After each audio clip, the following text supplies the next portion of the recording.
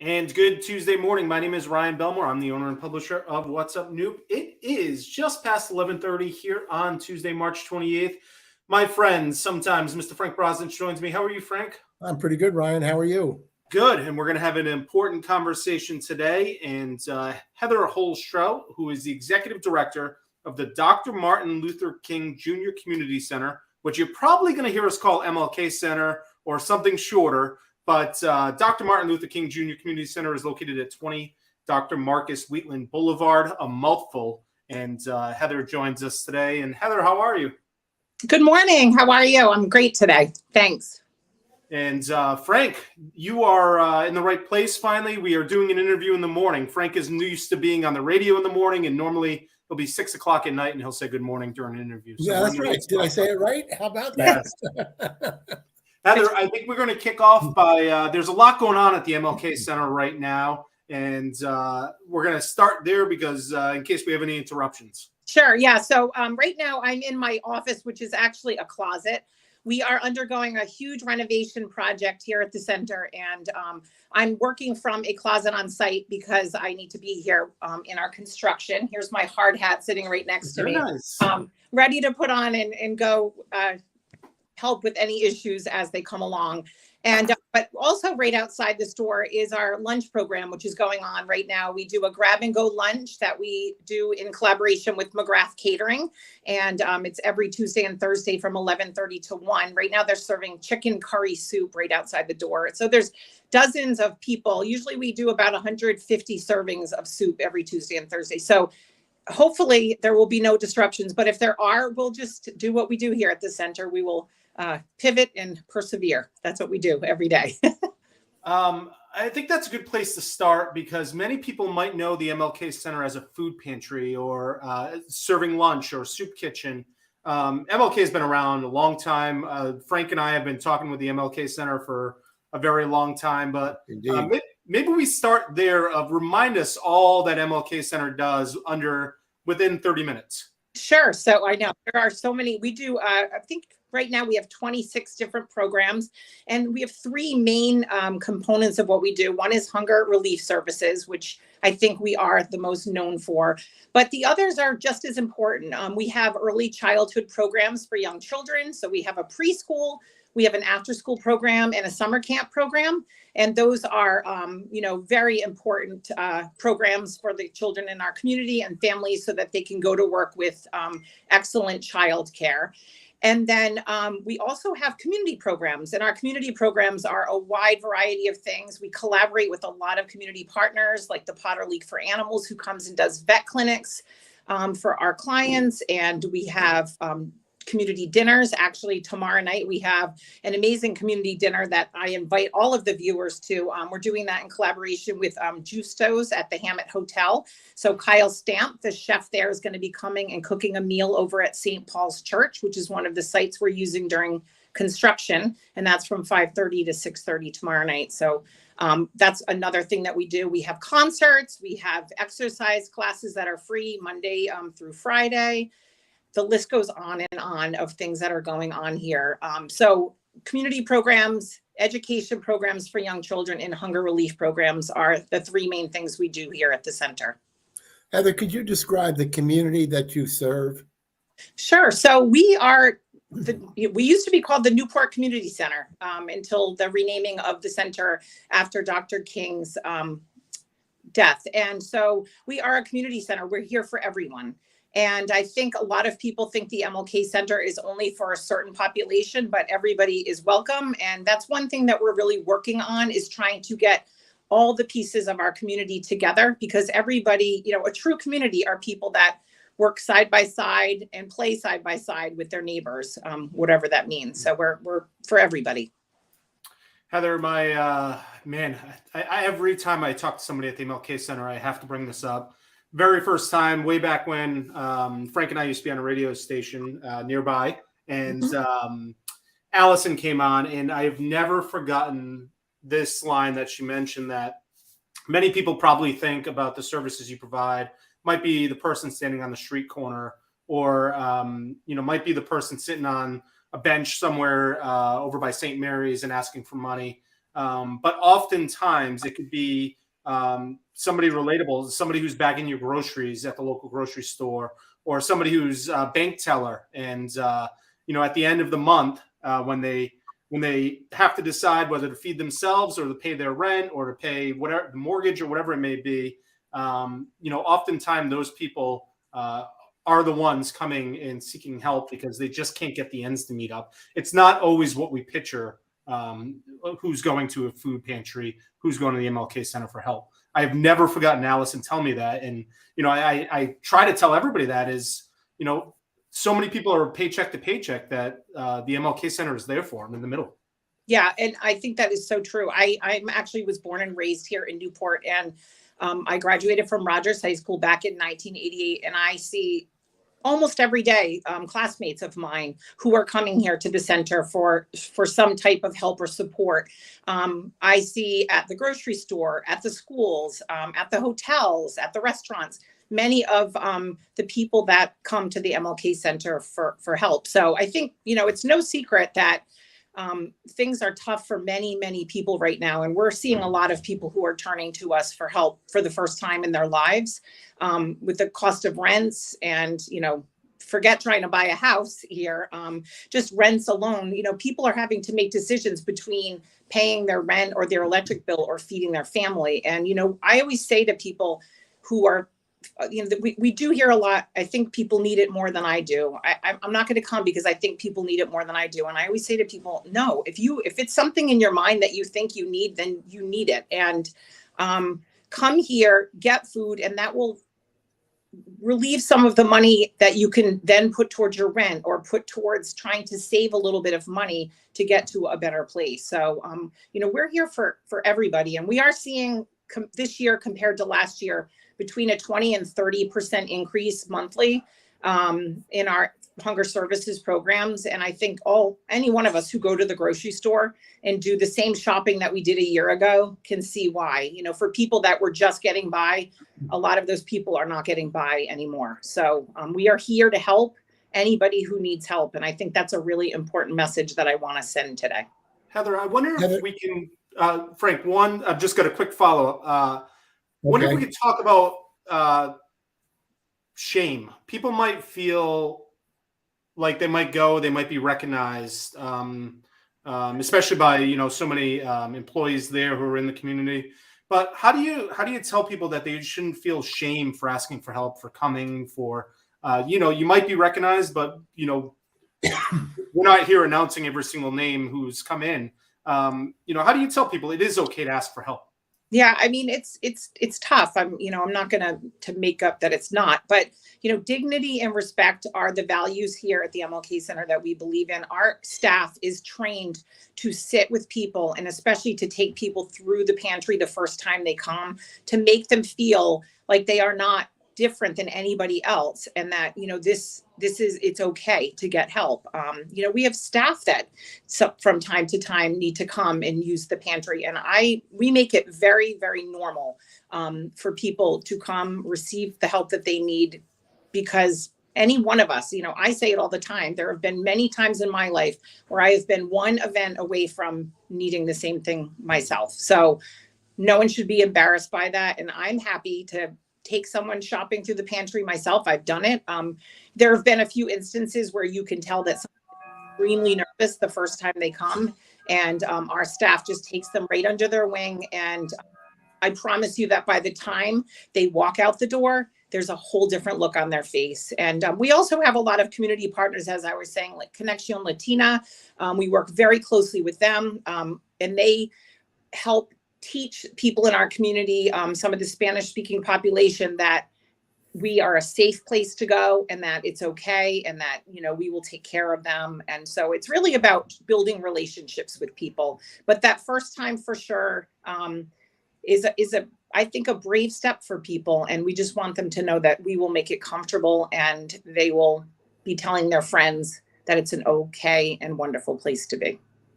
Heather, I wanted to take a look at the pre and after school programs. And I wanted to look at it more as an economic generator. We know that many people are not working because of the cost of childcare is just astronomical. Yep. $500-600 a child. If you have two kids, you've got to make $50,000-60,000 a year just to pay daycare. And I'm not even talking about tax consequences. How many kids do you take in? And in fact, are these working mothers and dads who need to have that kind of support in order to be able to be out in the workforce? Yes. So that's a great question. This is an area that we have worked very, very hard over the past couple of years at building. We used to take mostly DHS children, which were kids that received subsidies through the state. And we would get a reimbursement from the state for having children in our programs that qualified for DHS. That is no longer. We have very few people now, very few children who qualify for DHS. And most of the children that are in our programs are here by scholarship.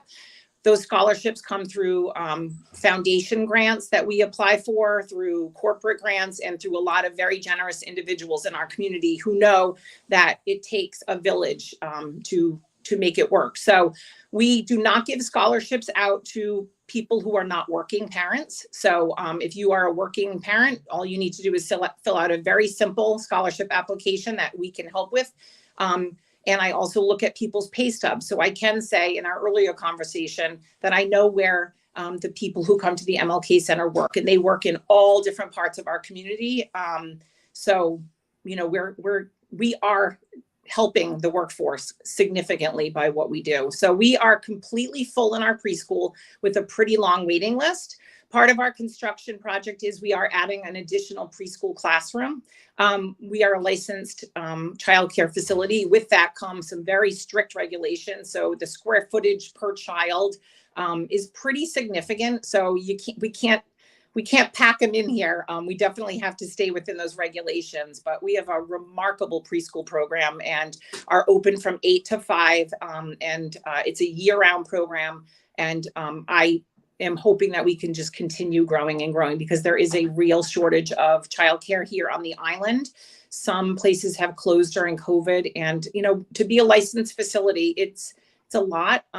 It's definitely not something, anyone who's a childcare provider they're not, you know, rolling in the dough per se, but it's such an important thing. And I think our government is looking really closely at early childhood childcare programs and understanding that we need to pay more to get qualified people to stay in these jobs, because they're important. I mean, we need Congress to pay attention to Absolutely. childcare.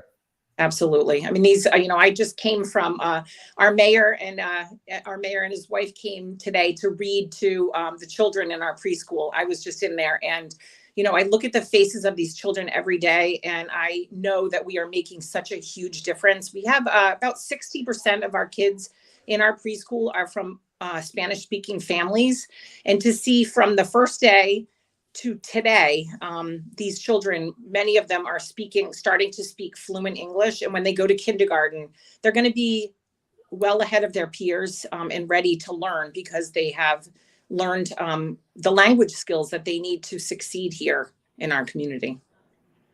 Heather, you mentioned a little bit of construction. For those who might be driving by, what is going on? What's the blue tarp, the hole? What's happening at the MLK Center with the construction project? So we are, it's huge. We are actually redoing almost the entire building. I don't know if you can see behind me. There's a poster. Oh, yeah. So that's what the building is going to look like. It very much does not look like that right now, but we are adding on about 3,300 square feet. We're putting a second floor on the back of the building where there is not one.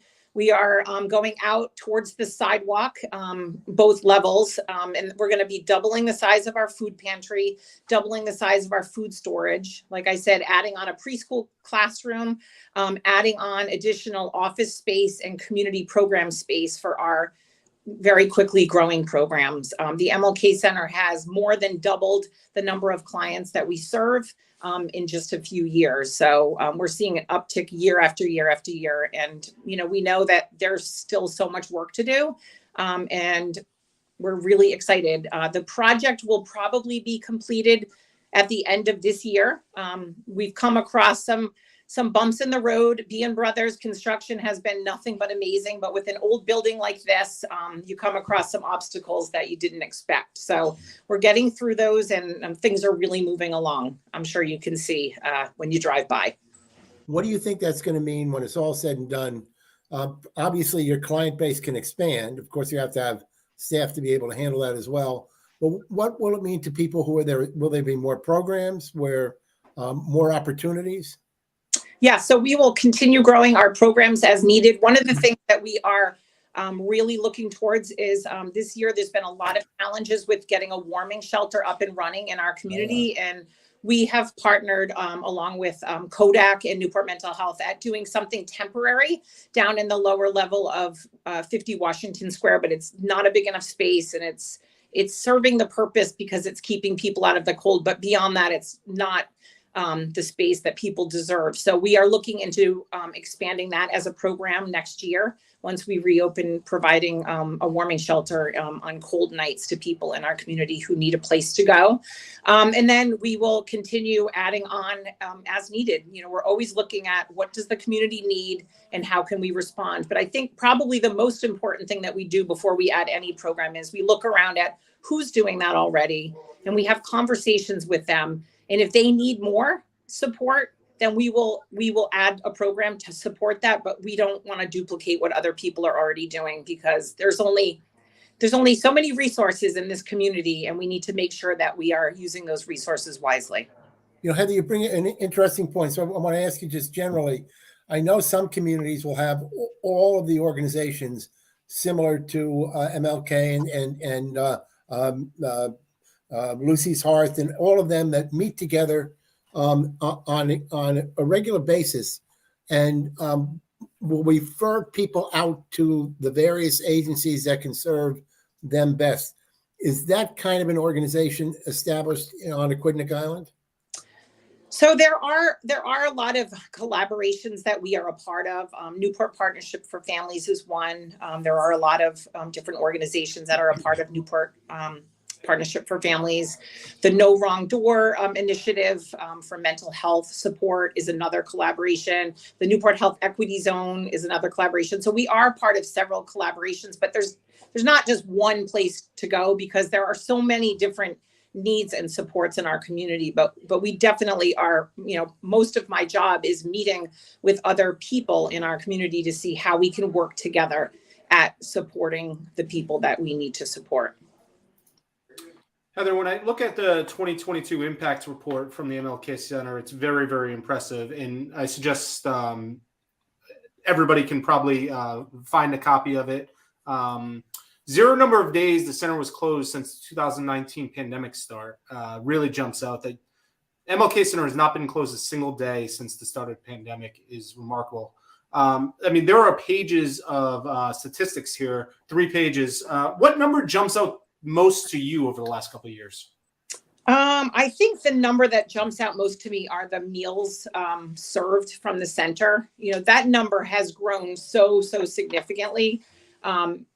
Last year, it was 657,240 meals. Now, when we say meals, we are talking about our lunch program, our breakfast program, food that goes out of our food pantry, our Produce to the People program, where we bring fresh produce throughout the community, our mobile food pantry, which went out about 160 times last year to different neighborhood stops throughout Newport County, our Food to Friends program, which delivers to homebound seniors. So we keep very good data on all of those different programs and how much food is going out. And that number was, 657,000 last year. This year, that number is already significantly higher than that. And we're not even done with the fiscal year yet. So that number is staggering.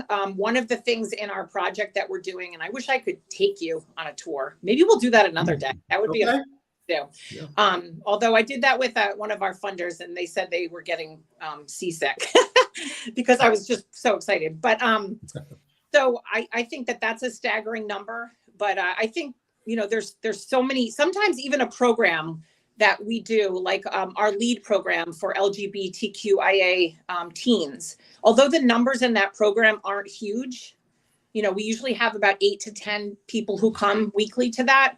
the impact that that program is making on those people is so enormous that it's hard to look at the big numbers and think that they mean more than things like that, if that makes sense. Yeah, and Heather, I know you're joining us from a mobile phone, so we didn't lose you. I pulled up the 2022 impact right on the screen here so people can see it. They are just remarkable numbers, and I hope it's okay to share these. Absolutely. Well, as I look at this, what I'm absolutely blown away at is it looks like 80% of everything that's raised goes back into programs. You don't find that very often. Yeah, no, I'm very proud of that number. But we want to make sure that we are, spending our resources very, very wisely. And I always invite anybody who wants to come see the center to see their dollars in action, see that, we truly are doing what we say we're doing. But I think also on that impact report, which I can see on my phone, very small, but I have it in front of me as well, is, it says 98% of the people who came to the MLK Center for help last year earn under $34,000 a year. And, to live in Newport, just to afford a 2-bedroom apartment, I believe that number is about $70,000 a year you need to make in order to afford that. So let's think about that. Even if you're two full-time working parents that are making above minimum wage, you still can't even come close to affording your rent, never mind all of the other things that you have to do in order to raise a family. So we provide the support that we can. And we also refer people to other, if someone needs help with rent, that's not something that we could do here at the center, but we can help people find the resources that they need for other types of help. One of the numbers that I also saw up there and it looked like almost 30% of your clients are seniors. Mm-hmm. Is that a number that's growing or is that steady? Yeah, decreasing. A number that's growing, and that's a number that's expected to continue growing here in Newport. Newport is an aging population, so a lot of our programming that we're doing is geared towards seniors. Our food delivery program for seniors called Food to Friends. We have a great program called Lunch and Learn for seniors, and it's a lunch, and then we have an educational component, or sometimes it's just a fun activity like bingo or painting, just to get people out. And that social isolation piece during COVID, we saw when people started coming back out again, to see physically what that had done to people in such a short amount of time. Is unbelievable. And during the real height of COVID, those first 4 to 6 months, when we were here working the longest hours ever, and my staff was really scared, I just kept saying to them, we have to keep doing this. If you don't feel safe and you don't, you need to go home because you don't feel safe, it's okay. But they stuck with it, and they stood strong, and we got through, and, we're still, I guess, in it a little bit, but I think everybody's feeling like, we grew and responded to the community in a way that I'm extremely proud of. Heather, I have pulled up 501 individuals volunteered last year, 2022, 17,333 hours of service. We've talked a lot about what the MLK Center can do for folks who might be in need. A lot of the services, definitely why it's important that MLK Center is around. Just wondering some of the ways that people can get involved with the MLK Center, ways they can support. I'm sure everybody wants to volunteer on Thanksgiving morning or Christmas morning to serve a meal. But what are some other ways that people can get involved on a regular basis? Yeah, there are so many different ways. We have some volunteers who are here every day, and then we have other volunteers that we might see twice a year. So it's really our director of volunteers, Nancy Harton, works with our volunteers at trying to customize what they're interested in doing. So we have some people that come and help people shop in the food pantry just to keep things moving along and to make people feel welcomed. We have opportunities for serving lunch, serving breakfast. Our Santa's Workshop program is always a very popular volunteer opportunity where we need a couple hundred volunteers over the course of the 2 days that we do that program. And then we have some people that just drive around and pick up donations for us or go to stores and do some purchasing for us. We give them our funds and they go do the purchasing. And the list goes on and on and on. So I think that, anybody who is interested in volunteering, reach out to us. You can go right onto our website, MLK Center. There are 2 C's in there, .org. And there is a volunteer sign up page. And Nancy would have you come in, talk to you, and try to see what your interests are. And we'll find really fun and engaging ways to help. Heather, do you also look for people who bring special skills and artists who might be able to work in a program or teach a course? Absolutely.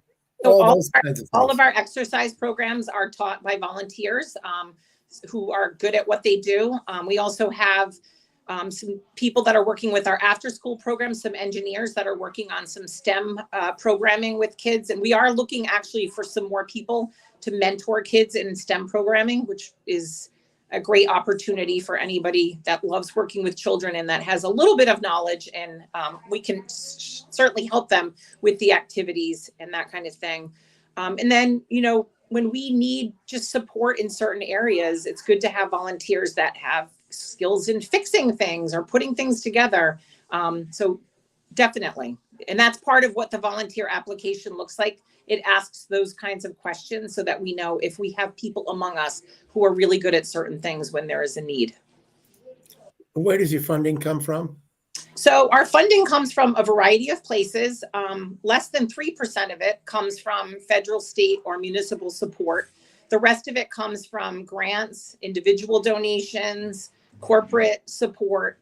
It's a lot of hard work and a lot of asking people to believe in us and support us.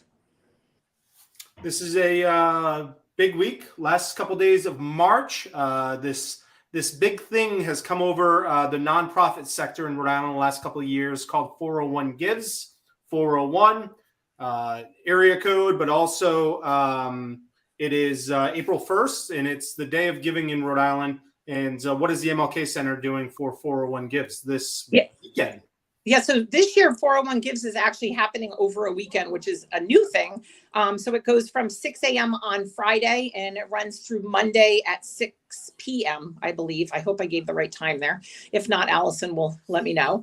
And there are a lot of opportunities. We have actually a very generous Newport couple who wants to remain anonymous, who have put forth a $25,000 matching opportunity. So when donations come into the center through 401 Gives, they will match that up to $25,000. But United Way also has a lot of really neat opportunities in 401 Gives for different things throughout the event. And you can go onto the website 401gives.org, and there's opportunities for small nonprofits and large nonprofits, and we think it's a really fun way to raise money. We've done very, very well. I know one year we came in third in the state. This year there's 500 plus nonprofits participating. Wow. So, if we come in the top 10, I'll be thrilled. But it's really about awareness of what's happening. Newport often at the state level gets a little bit forgotten about, and 401 Gives and people supporting the center is a way for the state to see that we're very much here and in need. Heather, we have a lot of people take a look at clients. I want you to think for a moment. Tell us a success story. Somebody that's come in as a client and now been able to turn things around and is more of a donor and supporter. Oh, we have so many of those success stories. We have many people. Actually, Dr. Michael Browner, who is a teacher at Thompson Middle School, is someone who came through the center's programs many years ago, and he speaks very highly of what we do here.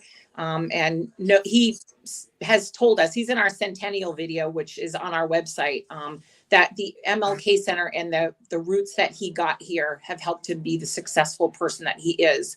But even beyond that, just there are so many stories of, small stories of people that we have been able to believe in themselves. I think that's the biggest thing that we can do for people, is to help them believe that they can do something and that they can, come up from where they are.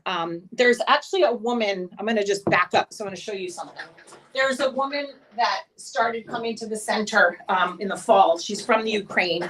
Her and her husband came here to escape the war, and she is trying to build a life in the community. He sadly passed away recently. And she's an artist, and here's one of her beautiful paintings. And she has been able to, through us, I mean, she comes and talks to me all the time about how much we've helped her get to build up her confidence. And she's actually going to be having an art show at a local gallery coming up. So we've helped her make some connections to make that happen. And that's just one of many, many success stories that we have really every day. I could go on and on.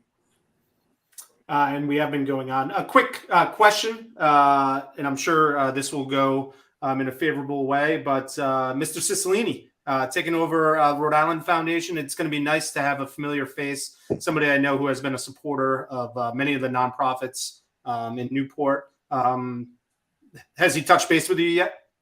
No, he has not touched base with me yet, but I imagine he will, and I will touch base with him. I'm really excited. I think Neil Steinberg has done a phenomenal job. He actually came down to the center last fall and did a tour with me and really saw what we're doing. And I expect the same of David. I think that we're gonna be great friends. Excellent. Yeah. Frank, anything else, my friend? No, I think it's just to say how much I admire the work that you do. And I can see in your face, Heather, this isn't, it's not a job. You don't go to work. You go there with a passion and just this desire to help people. And you're doing a great job. Thank you. I say that I tell my own children all the time, I was actually a school teacher. I was an elementary school teacher, which I loved that job. But then it came the time where I needed to do something different and more. And I love my job. I honestly can't imagine being anywhere else. And I encourage people that are listening to try to find your passion, and the rest will work out, because it's a jump to do that. And before we hang up, there is a really cool thing that's happening. So a man in our community, his name is Eric Spiegel. I hope I spelled his name right, but he's from Portsmouth. And this is the first time that someone's running the Boston Marathon to raise money for the MLK Center. So I think that's and I want to give a shout out to him. So I will be there on April 17th, cheering Eric on. And I'll also be cheering on my own son, Christopher Strout, who's also running the Boston Marathon for Dana-Farber. And I have to give that shout out to him also, because he's listening. So we're really excited. I'll be holding up my 2 posters for Eric and Christopher. And Ryan and I were watching the Boston Marathon. I ran the Boston Marathon in 2010 for charity. So I know what he is going through. And we'll be sure to reach out. If you want to connect us, we'd love to chat with him about why he chose the MLK Center, the process. It is He has an story. I'll let him tell you. Yeah. The charitable program that the Boston Marathon does is just remarkable. So it's really, really neat. And we will get the link, and I'll be sure to share it, because people can go on and support his journey. All of these runners who are running for charity have promised to raise so much for the nonprofits they're running for. So I'm sure he'll love your support. That's great. Are there anything else we missed? No, I just invite any viewers who would like to come by, just to give me a shout, and I'll set up a tour. You can come put a hard hat on and walk through the building. And we could do that for your viewers too, Ryan, if we want to set that up later down the road. And then also I want to thank my staff and my board, because this doesn't happen because of me. This happens because I have built an incredible team of people, some who were here long before me, who do such a great job every day, and they make my job a lot easier, because they do their jobs and care so much about our community. And if you don't believe in the mission of the MLK Center, then you don't last here very long, because you really do. This is a hard job, and you have to truly live and breathe what we do. So I'm really grateful to all of our staff and board. Excellent. And I always say there's a lot of wonderful, absolutely. I've been on a lot of the boards of the nonprofits throughout Newport County. But at the end of the day, it comes down to, food, shelter, warmth, and you're providing all of that. And that's why I make a monthly donation to the MLK Center, because, I was in a place where I didn't have those things in my life at one time. And, I think it's important now that I have the means to support a nonprofit that's doing that in a community I care about. So you're doing a good job. And I hope for continued success, which I'm sure there will be. And I hope people go and support on Friday through Monday for 401 Gives, or anytime that their resources allow. And I do as well. And again, we're here. If anyone out there needs us, we're here for you. So thank All right, you. Heather. Well, thank you very much. Thank you, Heather. All right. All right. That is Heather Hole Strout. She is the executive director of the Dr. Martin Luther King Jr. Community Center, the MLK Center, over there on Dr. Marcus Wheatland Boulevard in Newport. We didn't hit it, but serving all of Newport County. So a great nonprofit, Frank. Oh, no, they do a great job, and it's really great to be able to have her on and talk about the scope of the program. I don't know of very many organizations like that that have such a diverse and wide program, from childcare to the seniors to the food pantry. It's an incredibly important organization for all of Newport County. It is, and it's mlkccenter.org for more information, or if you'd like to support or volunteer, get involved, learn more about the MLK Center, and then 401gives.org to support the MLK Center or your favorite local nonprofits this Friday through Monday. So it should be interesting. This is the first time it's landed on a weekend. All right, there, Mr. Prosnitz. Very good. Thank you, We'll Ryan. talk to you soon, and good luck to your Baltimore Orioles in the upcoming season. Hey, Thursday week we play this easy team. So once we get beyond that, then we'll really get competitive. There we go. That is Frank Prosnitz, and I'm Ryan Belmore. We want to thank Heather Hole Strout for joining us again today, and we will chat with her real soon. MLKCenter.org for more information and support the MLK Center, or if you need any help, resources, or to share. This video conversation will be available to watch anytime afterward on whatsupnoop.com. It will also be turned into a podcast, so you can listen to it on the go. Please feel free to share it with friends, family, supporters, and anybody who could possibly use the resources of the MLK Center. Thanks for watching.